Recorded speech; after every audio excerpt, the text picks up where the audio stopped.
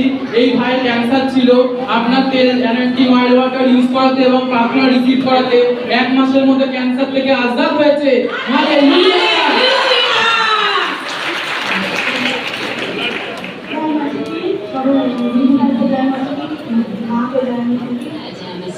সবাই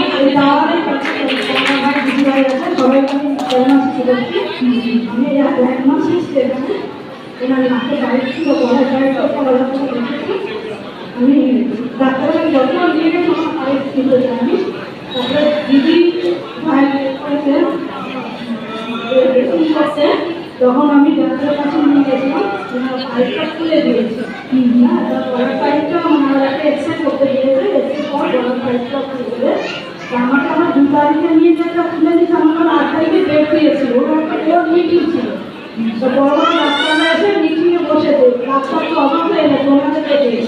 হ্যাঁ, তো ওরা নিজেদের মধ্যে আলোচনা করতে সম্ভব করে যেখানে আমরা না করে দিচ্ছি। হ্যাঁ, আমাকে রিপোর্ট দিয়েছে, আমাকে কিছুটা রিপোর্ট করতে দিয়েছে আমার টাকা জমা দেওয়ার জন্য। আমি কালকে 10,000 টাকা জমা দিব, আমার এমআরআই সিটি স্ক্যান হবে বলে দিয়েছে। তা উনি আগের থেকে অনেকটা সুস্থ, উনি এখন পুরোপুরি সুস্থ। ডাক্তার কালকেও আমি ডাক্তারের কাছে নিয়ে গিয়েছিলাম, ওনাকে প্রতি মাসে আপনাকে চেক আপ করা যায়। তা কালকে আমি ডাক্তারকে বললাম স্যার আমরা করবো, আসতে বলে 1 মাসে। আর সত্যি কথা আমি লোকের বাড়ি কাজ করি, কাজে আমার ট্রিটমেন্ট আমি বাড়িতে আর 2 মাস বসে রয়েছি। আমার মানে আর তো আমার টাকা পয়সাও কিছু নেই।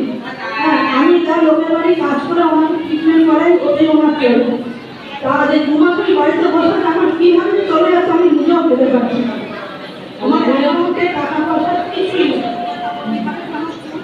হালেলুয়া। পাইপটা খোলা হয়েছে, বড় ডাক্তারকে বলছে যে উনি কিসের জন্য এসে আমি দিতে জানি। হালেলুয়া।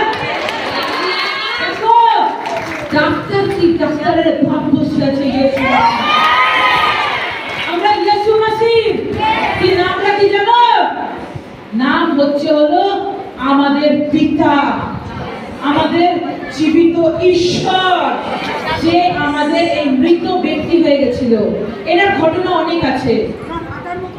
ওনার হাঁটার মতনও ক্ষমতা ছিল না, উনি খাটে বসে একটা ছবি আমার কাছে শুধু পাঠিয়ে দিয়েছে।